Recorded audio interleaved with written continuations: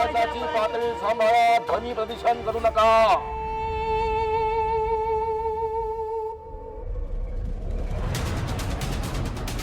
Jamkar Saheb, as a sarpanch, म्हणजे सरपंच या नात्यानं मी तुम्हाला सांगतो की माझ्या सांगण्यामुळं म्हणजे गोपाळच्या सांगण्यामुळं सगळे गावकरी ठसे द्यायला तयार आहेत.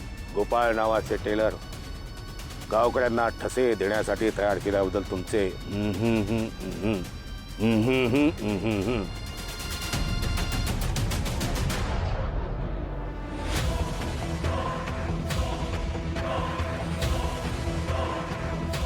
ब्युटिफुल. पुढचा चौक ताई माई अक्का दादा काका मामा तात्या भाऊ. गावात एका निष्पाप महिलेचा खून झालाय, त्यासाठी तपास करण्यासाठी पोलिसांना सहकार्य करावं अशी विनंती.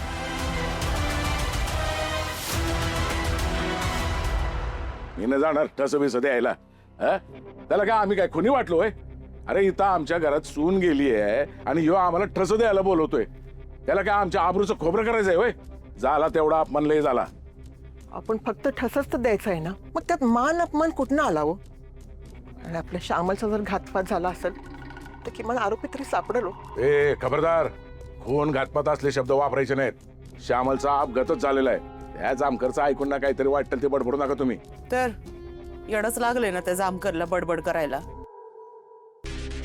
त्याला संशय आलाय म्हणजे तसंच घडलं असलं पाहिजे. ए मला माहितीये त्याला किती अक्कल आहे ती. नाहीतर काय, किती त्रास दिलाय त्यांनी या आधी पण आपल्याला. वाड्याची झडती काय घेतली, आपणवर नाही त्या आरोप लावले. यांना तर अख्ख्या गावासमोर शर्ट काढायला लावलाय. अजून पण त्याचं मन नाही भरलंय. हे असंच चालू राहिलं ना तर काय इज्जत राहील आपल्या घराची या गावात. बघा, काल परवा आलेल्या मुलीला अक्कल आहे आणि तुमची अक्कल गेली शाळण खायला. हे बघा, तुम्हाला त्या जामकरचं ऐकून त्याला मदत करायची असेल ना तर तुम्ही करा, मी नाही करणार. मग त्यो जामकर आहे ना तुमच्यावर जास्त संशय घेईल आणि बोलवल तुम्हाला एकट्याला चौकशीला. तर सारखं चौकशीला बोलवलं त्याच्या बापाची पेंड आहे काय? मी नाही घाबरत त्याला. सुधीर, लगेच कामावर जायची काही गरज आहे का? श्यामलला जाऊन असे किती दिवस झाले. तिच्यासाठीच चाललं. ज्याने कोणी तिचा घातपात केला ना त्याला हुडकून काढल्याशिवाय मी नाही शांत बसणार. आणि जामकर साहेबांना जर संशय आहे ना तर तिचा घातपातच झालाय. मी स्वतः ठसे द्यायला चाललोय. तुम्ही सगळे पण या.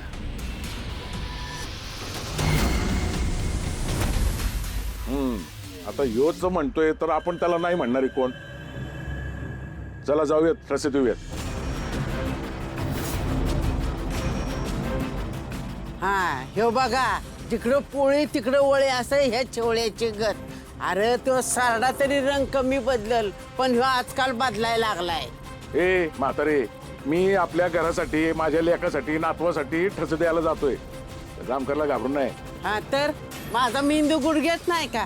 मला काय कळत नाही असं वाटतंय तुला? अरे काय तुम्हाला गोंधळ घालायचा आहे ते घाला, माझं काय बी म्हणणं नाही. सुद्या बाळा, तुझा कामावर जा, तिकडे तर तुझं मन रमल. आम्ही येतो नंतर ठस द्या. जा जा बा.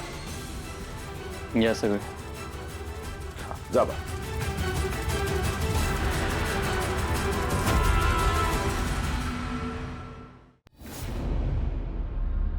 या काय मटक्याचा आकडा पाहता? ठसे द्या. सांगा साहेब, कुठं कसं द्यायचं ठस? इथे असे हात ठेवायचे, कुऱ्हाड मारायचे, ते पंजे इथे ठेवायचे, मिळतात ठसे आपोआप. काय करता? मी नाही काय केलं. गंमत केली मी, अशी गंमत करत असतो मी अधून मधून. ठसे दे. साहेब, अहो तुमच्यामुळे इथं आलं बरं का आम्ही. अहो खरंच तर साहेब तुमचा नादच करायचा नाही बघा. गावात तर तुमचा असला दरार आहे का नाही. अहो तुम्ही नुसतं गावातनं नुसतं चालत गेलो का नाही, माणसं अशी चळा चळा चळा चळा कापते ती, आणि तरी बी तुम्हाला काय खुनी सापडलंच नाही. अहो मी तर म्हणतो तुम्ही गावात आल्यापासून का नाही खून पडायला लागले तर. खरंय खरंय खरंय खरंय.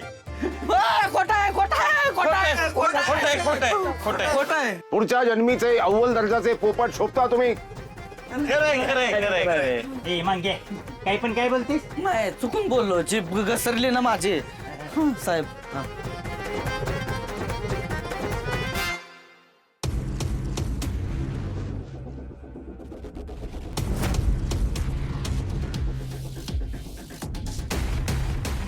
नाव सांगा.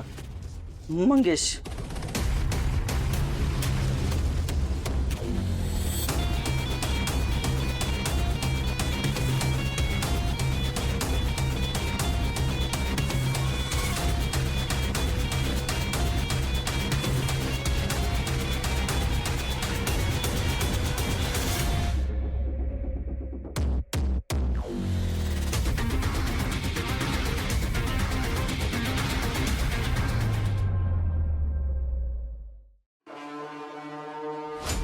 रंजे आवरलं का ग तुझं? लाले लाले आवर लवकर. माझे ठसे घेतले आणि त्यावरून त्या जामकरला मीच श्यामलला मारले हे कळलं तर नाही. आता आता हे सगळं कसं थांबू? अगं लाले चल, जायचं आहे ना, आवर लवकर.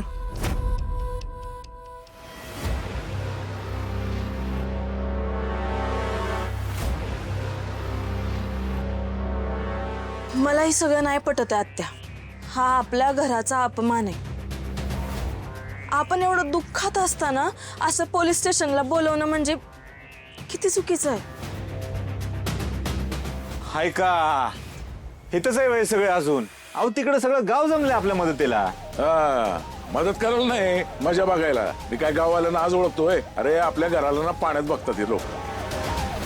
आपण मी काय म्हणतोय, आपण केलंच नाही काय तर घाबरायचं कशाला?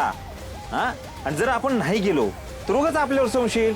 म्हणून म्हणतोय आपण जाऊ देऊ ठसे, जे काय आहे संशय सोक्ष मोक्ष लागल ना. या माणसाला वाचवायला मी त्या श्यामलला संपवलं आणि आता हाच मला फासावर लटकवायच्या मागं आहे. लालीजी बघता काय? अहो चला. नाही, मी नाही येणार. का आता काय झालं? काय झालं म्हणजे आपण सगळे गुन्हेगार असल्यागत वागवतायत ते जामकर साहेब आपल्याला. अहो मग मी तीच म्हणतोय ना, त्यांना संशय आहे आपल्यावर. आपण काय गुन्हेगार आहे का? एकदाचे ठसे देऊन मोकळे होऊ. हा, काय गरज आहे सिद्ध करायची? माझं सरळ असं म्हणणं आहे का जामकर साहेब मुद्दाम या प्रकरणाला वेगळं वळण देत आहेत. मला असं वाटतं चुकून त्या जामकरनं जाऊबाईंचा अपघात झाला नसून त्यांचा खून झालाय हे जर सिद्ध केलं तर सुधाकर भाऊजींच्या आणि ऋतिकच्या भविष्यासाठी जे 50 लाख रुपये मिळणार आहेत त्याचं काय?